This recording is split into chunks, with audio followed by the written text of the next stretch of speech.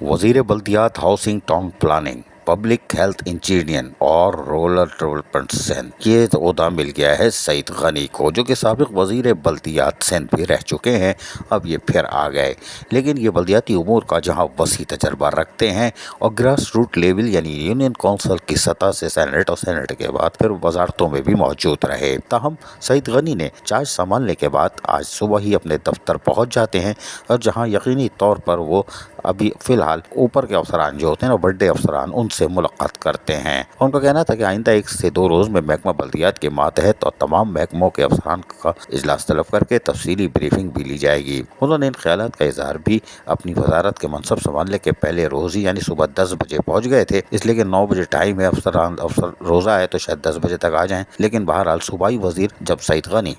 پہنچے تو additional chief secretary Sindh Mansoor Sheikh, secretary public health engineering Sohail Qureshi, D G S B C A Ishaq Khoro شاباش ہے، پی ڈی کلک آصف جان صدیقی اور D G K D A M D Sindh solid waste management board سمیت دیگر افسران نے ان سے ملاقات کی۔ اس موقع پر صوبائی وزیر سعید غنی نے کہا کہ جو ذمہ داری مجھے میری پارٹی نے سونپی ہے، اس ذمہ داری کو عوامی مفاد کے لیے ہر ممکن طریقے سے پورا کرنا ہوگا، اور اس کے لیے تمام افسران مکمل ذمہ داری اور ایمانداری کے ساتھ اپنی ذمہ داریوں کو انجام دیں۔ صوبائی وزیر بلدیات سندھ سعید غنی نے کہا کہ چونکہ اب انتخابات مکمل ہونے کے بعد وفاقی اور صوبائی حکومتیں مکمل طور پر اپنی اپنی ذمہ داریاں سنبھال چکی ہیں، اور اب ہمارا یہ فرض بنتا ہے کہ ہم عوام سے کیے گئے وعدوں کو پورا کریں۔ سعید غنی نے ایڈیشنل چیف سیکرٹری اور تمام محکموں کے افسران کو ہدایت دی کہ اپنے اپنے محکموں کی تفصیلی رپورٹ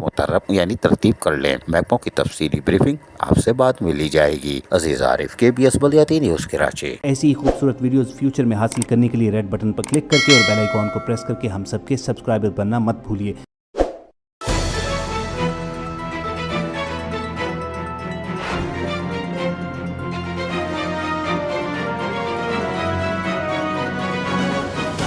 KBS